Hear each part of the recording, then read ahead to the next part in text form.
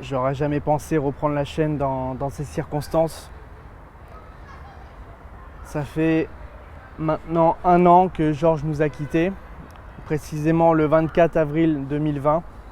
Comme vous pouvez vous en douter, rouvrir ce chapitre est très douloureux pour moi. Beaucoup de souvenirs, beaucoup de rage, beaucoup de regrets aussi. Enfin voilà, j'ai longuement hésité à faire cette vidéo. J'ai pesé le pour et le contre. Je me suis dit déjà, est-ce que c'est une bonne idée de mettre en avant et d'un autre côté, je me suis dit qu'il fallait quand même lui rendre hommage parce que pour les personnes qui ont vécu comme moi de l'intérieur le décès de Georges, ça s'est fait d'une manière très close. Ça s'est fait complètement dans le silence. D'une part parce qu'on est en pleine crise sanitaire et qu'il y a des règles à respecter. Et Georges officiellement est décédé du virus Covid-19, chose qui n'est pas du tout vraie. Et c'est un peu pour ça que je fais cette vidéo aujourd'hui, c'est pour rétablir une vérité. Georges n'est pas mort du virus Covid-19, il est mort de la maladie d'Alzheimer. Il est mort seul, dans une chambre d'hôpital, sans accompagnement et complètement délaissé. C'est la faute de tout un système qui a été mis en place depuis plusieurs années qui fait qu'aujourd'hui le système hospitalier est complètement en ruine. Quand on voit tous ces morts dans ces EHPAD, oui, certains étaient contaminés et non, ils ne sont pas tous morts du Covid. Mais certains ont préféré les mettre dans cette case puisque c'était beaucoup plus facile pour l'État de rendre des comptes.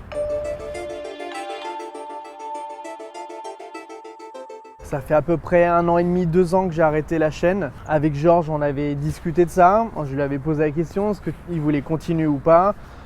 Il avait déjà émis l'idée de faire une pause. Donc voilà, on a fait une pause. Moi, j'avais un projet personnel à mener. Et c'est pas pour autant que je ne rendais pas visite à Georges. Je continuais toutes les semaines d'aller le voir. Et pour moi, c'était mieux d'une certaine manière puisque j'ai pu profiter de lui comme je le pouvais et comme je l'espérais.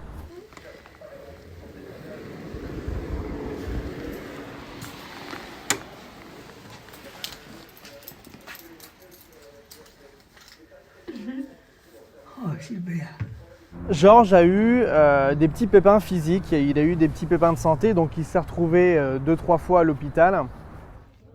Même quand tu es malade, tu dragues. Hein. Je drague quand même. Ouais. Ça veut dire qu'on est pas malade. Et quand il est revenu, j'ai retrouvé un Georges complètement perturbé. Il faut savoir que les personnes atteintes de maladies cognitives, quand ils se retrouvent aux urgences ou dans un milieu hospitalier qui leur est totalement inconnu, c'est des échelons qui sont gravis encore et encore jusqu'au dernier stade. Et c'est ce qui s'est passé avec Georges. Donc il est rentré dans son EHPAD. J'ai dû refaire tout un travail de stimulation avec lui. Pour vous donner un exemple concret, il ne voulait plus s'habiller. Donc il traînait constamment, il errait dans les couloirs en pyjama et quand il errait dans les couloirs, puisque de manière générale il ne voulait plus trop sortir de sa chambre. Donc j'ai dû faire un retravail avec lui. Ah, là.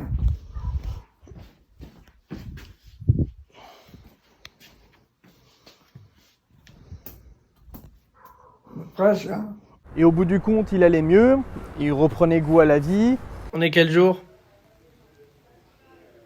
Mercredi, Non. jeudi, Ouais. hein? Ouais. Et on a eu une énorme surprise et je trouve que c'est la meilleure idée qu'a eu l'EHPAD jusqu'à présent, c'est d'adopter un chien. Aiden. Et là, j'ai vu le visage de Georges en fait s'émerveiller devant ce chien. Il y a eu une espèce de complicité évidemment.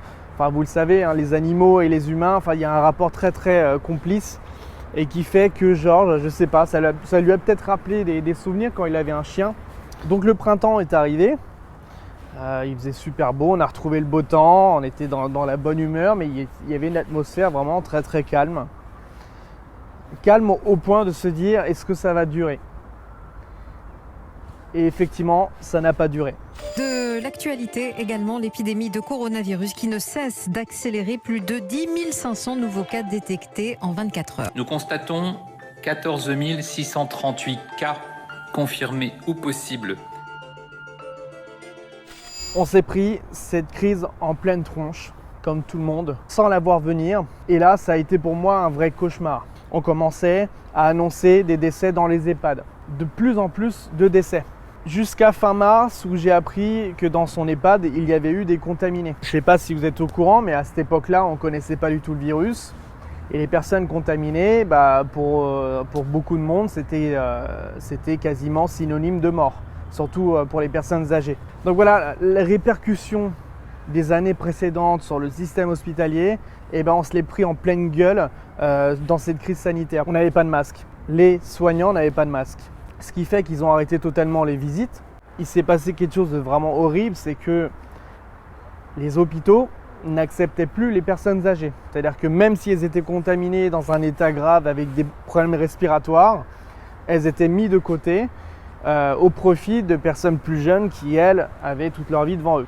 Donc on s'est mis à faire du tri, en fait, tout simplement. Et quelques jours après, donc ça c'était début avril, le médecin de l'EHPAD m'appelle pour me dire, voilà, votre père a la fièvre, c'est certainement le Covid.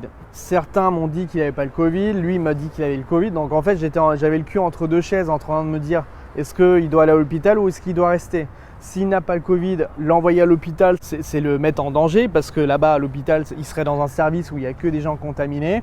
Et s'il l'a, évidemment, j'aurais accepté de l'emmener à l'hôpital. Il avait fait un test et on n'arrivait pas à avoir le résultat parce que le laboratoire n'avait plus la petite substance qui permettait d'avoir le résultat. On était dans un suspense total et je me suis retrouvé dans une situation où j'ai dû négocier la vie de mon père contre celle de tous les autres résidents. Vous connaissez Georges, c'est une personne très sociable qui adore serrer les mains, qui adore aller voir les gens. Et quand on dit à une personne comme Georges de se confiner dans sa chambre toute la journée, il l'a pris comme une provocation, il a pris ça comme une punition. D'autant plus qu'avec sa maladie, il ne comprenait pas le contexte. Donc tout ça a été très compliqué. Tout s'est enchaîné très vite. Il a eu des problèmes respiratoires, il a été emmené à l'hôpital. Alors moi je voulais qu'il aille dans un hôpital bien défini avec une chambre qui était prête pour lui. Et en fait on ne m'a pas écouté, l'ambulance est partie avant, il l'a emmené aux urgences, enfin voilà. En fait il a été baladé de droite à gauche et au final je crois que pendant un jour je ne savais pas dans quel hôpital il était. Donc vous voyez, vous rendez compte de la crise que c'était quoi. Je vais zapper pas mal d'éléments parce que c'est pas vraiment utile, mais au bout du compte il a eu le Covid, il a vaincu cette maladie et au bout de quelques jours, voilà, les médecins commençaient à dire voilà, alors il avait des petits soucis de santé, mais clairement, il pouvait retourner à l'EHPAD. Et c'est là qu'on est au point culminant de la problématique, c'est que l'EHPAD ne voulait plus le reprendre. Donc j'avais mon père en hôpital qui était guéri, qui pouvait revenir. Les médecins disaient qu'il n'était plus un danger pour les autres, mais l'EHPAD refusait de le reprendre. Alors je peux comprendre maintenant avec le recul et aujourd'hui, je peux me dire, on ne connaissait pas ce virus. On ne savait pas si il y avait encore un risque qu'il ait ce virus en lui. Toujours est-il qu'ils ont refusé qu'il revienne. Donc j'ai dû contacter, je remercie Lucas, c'est un ami à moi dont la mère travaille dans un hôpital. Elle m'a donné le contact d'une personne qui s'occupe en gros des hôpitaux du département où était Georges. Et j'ai réussi à négocier le retour de mon père en EHPAD.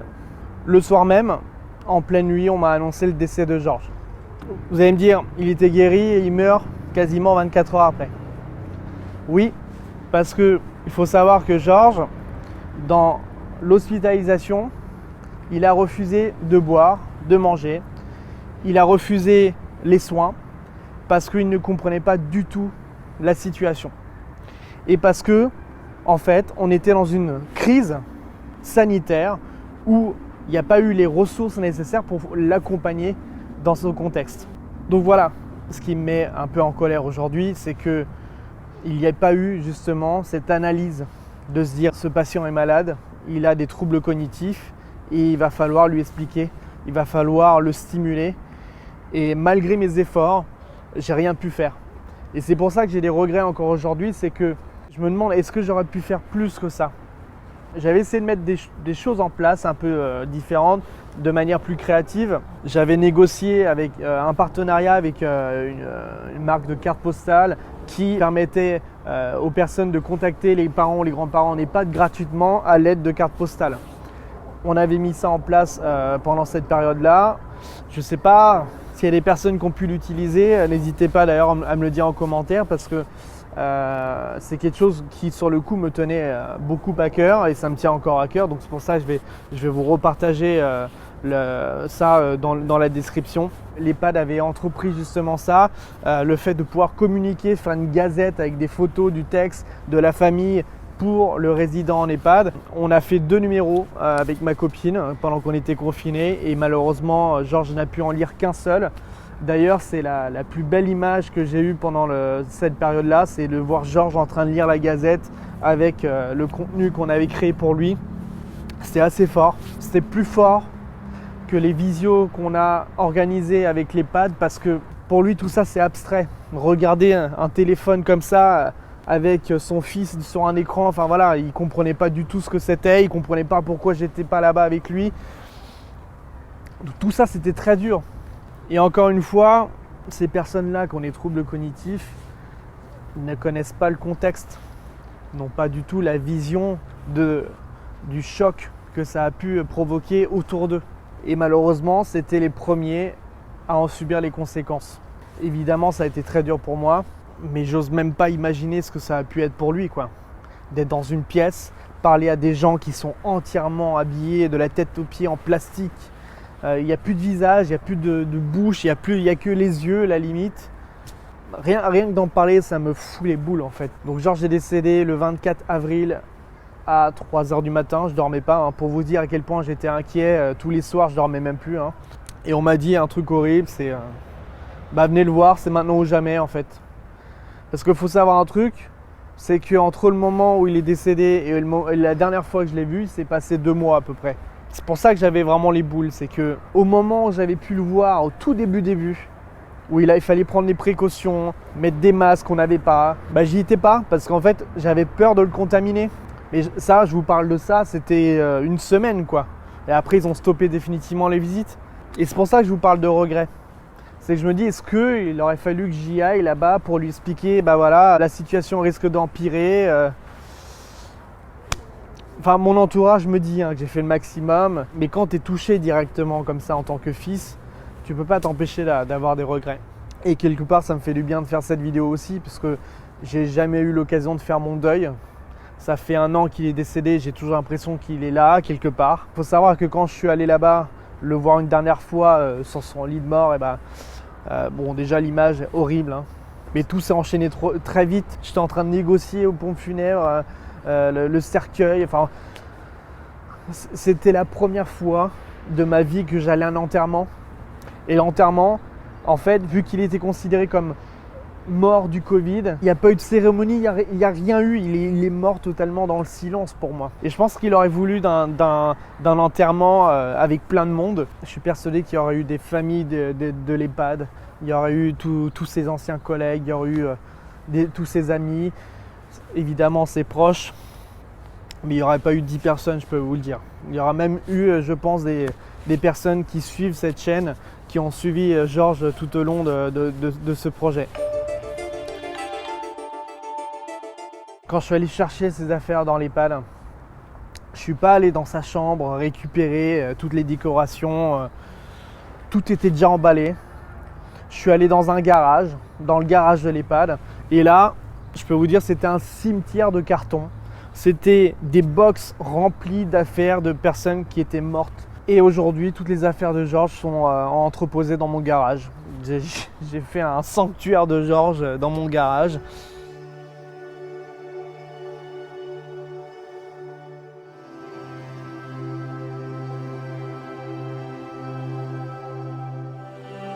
Bisous, à la semaine prochaine.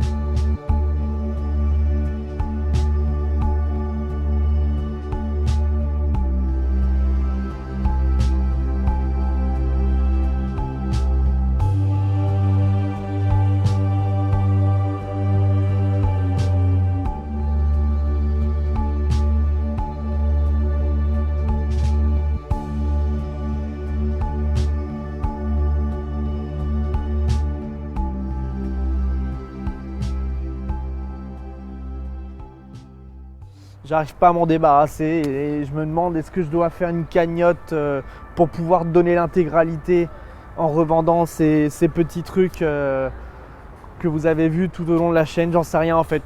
Je me dis que ça me fait du bien de les avoir, mais je me dis en même temps il faut faire avancer la cause. Et d'ailleurs je remercie Alexandre qui a mené une cagnotte pour le décès de Georges. Donc merci pour cette cagnotte et merci aux participants de la cagnotte, ça a vachement aidé. Et merci surtout aux personnes qui ont envoyé des messages tout au long de cette période, des messages de soutien et je vous en remercie énormément. Quelque temps après sa mort, j'avais des envies de l'appeler. En fait, j'ai son numéro encore dans mes favoris aujourd'hui.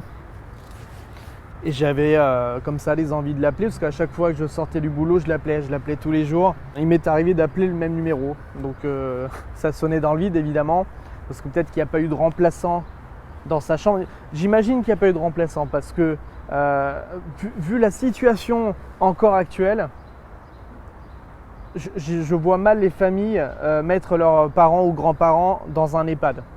Je ne pense pas qu'il a été remplacé dans sa chambre et auquel cas je m'excuse, si c'est le cas je m'excuse auprès du résident que j'ai harcelé, que j'ai hanté au téléphone durant ces semaines. Cette crise sanitaire, elle a quand même eu un impact positif, si je peux dire ça comme ça. C'est de mettre en lumière toutes les personnes atteintes de maladies cognitives. Ils se sont rendus compte qu'avec privation des proches pour les visites, avec privation de liberté, ces malades sombraient de manière fulgurante dans le dernier stade de leur maladie. Aujourd'hui, j'ai une énorme pensée pour tous ces soignants qui sont dans le front, aussi bien dans les hôpitaux que dans les EHPAD. La situation a un peu évolué aujourd'hui. Maintenant, il y a 95% des résidents qui sont vaccinés, ce qui permet de rouvrir les visites. J'ai pris contact avec des personnes qui ont encore des proches dans les EHPAD. Ça reste quand même très compliqué aujourd'hui, la situation en EHPAD. Et je souhaite vraiment énormément de courage à toutes ces personnes qui ont encore des proches dans les EHPAD. Je tiens à remercier une personne particulièrement qui m'a fait de la peine, mais en même temps qui m'a donné énormément de joie à cet instant-là. C'est la soignante qui s'est occupée de Georges avant son décès, avec qui j'ai fait 1 ou 2 visios, où Georges ne parlait pas, il décrochait pas un seul mot, une phrase on va dire. Ah, ça va. Ça va? Bisous? Un grand bisou. Et cette personne, quelques semaines après le décès de Georges, m'a envoyé une vidéo. Alors c'est marrant parce qu'elle m'a demandé l'autorisation de la garder. C'est pour vous dire à quel point Georges était une personne très attachante avec laquelle on noue des liens comme ça, de complicité. Donc elle a gardé cette vidéo, ça me fait plaisir de le savoir. Et je lui en remercie vivement. Tu fais coucou? Coucou. Ça va? Ouais. Fais coucou à qui, à Alain? Tu regardes, tu fais un gros coucou à Alain? Ouais. Hein, mon petit Georges? Ouais. Ouais? Un vrai coucou alors. Avec un gros sourire? Bien sûr. Ouais, toujours. Toujours le sourire. Non, tu fais de gros bisous, Alain. Un gros. Et ça m'a fait de la peine, oui. Mais ça m'a fait énormément de bien de voir qu'il y avait encore de la vie chez Georges à ce moment-là. Je vais conclure cette vidéo en vous disant qu'on ne lâche rien. Le combat reste le même. Il faut parler de cette maladie, de ces maladies cognitives. Mon combat dans le futur, c'est de rétablir cette vérité. Georges n'est pas mort du virus Covid-19. Il est mort seul et malheureux, dû au manque d'accompagnement et de ressources du système hospitalier actuel. Ça fait un peu appel au secours comme ça, mais c'est la réalité. Et les personnes qui travaillent dans ces milieux peuvent vous le confirmer. Arte a fait un documentaire qui date d'il n'y a pas très longtemps, que je vous mets en description, qui parle justement de ce qui se passait dans les EHPAD à ce moment-là et même d'aujourd'hui, la situation actuelle. C'est très dur et je pense même qu'il y a des personnes qui n'iront pas au bout de cette vidéo-là parce qu'ils ont peut-être envie de garder le positif de Georges.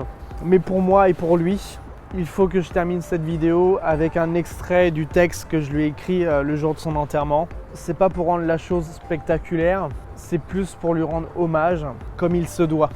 Cette chaîne n'est pas terminée, il y a encore plein de combats à mener. Je reviendrai quand j'aurai des choses concrètes à dire. Et en attendant, n'oubliez rien. Georges, Michel, ou devrais-je dire papa. Aujourd'hui, c'est mon premier enterrement et il a fallu que ce soit le tien. Quelle sacrée vie tu as eue, digne d'un roman. J'ai l'impression d'avoir vu un film à tes côtés, un film de 30 ans. Et encore un film où j'aurais raté toutes les scènes d'introduction qui avaient l'air palpitantes et qui m'auraient permis de mieux comprendre la suite. On ne peut pas dire que tu n'étais pas un bon vivant. 3 mariages, 3 enfants, au dernier comptage, parce que on ne sait plus. Des anecdotes incroyables que tu nous ramenais de tes nombreux voyages. Plusieurs métiers, un vrai caméléon. S'il avait fallu te trouver un surnom, je pense que ça aurait été celui-ci, le caméléon. D'ailleurs, de toutes les personnes que j'ai connues dans ma vie, tu étais celui qui avait le plus de surnoms. Gadget, l'inspecteur, la taupe, Colombo, détective, Jojo, Solmas. Massol, évidemment, c'est ton nom. Georges, tu as marqué toutes les personnes que tu as rencontrées. Aujourd'hui, c'est un quartier qui pleure ta disparition. Ta famille, bien sûr, un EHPAD dans lequel tu apportais gaieté et légèreté. Mais aussi plus de 2000 personnes qui se sont attachées à toi à travers la chaîne YouTube. D'ailleurs, ces mêmes personnes se sont battues à tes côtés en pensant à toi et en t'envoyant des messages de soutien. Ta présence va me manquer, tes blagues vont me manquer, ton air malicieux va me manquer, ta générosité et ton regard va nous manquer. On t'aime, Georges. Je ne vais pas te faire l'affront de te dire adieu. Donc comme tu le disais si bien, Kenavo.